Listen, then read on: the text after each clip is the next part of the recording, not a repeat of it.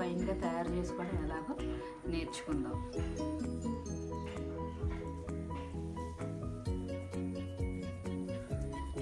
మనకి వరి కుచ్చుకు కావలసిన వస్తువులు: వరి ఈ విధంగా శుభ్రం చేసుకున్న వెన్నెలు,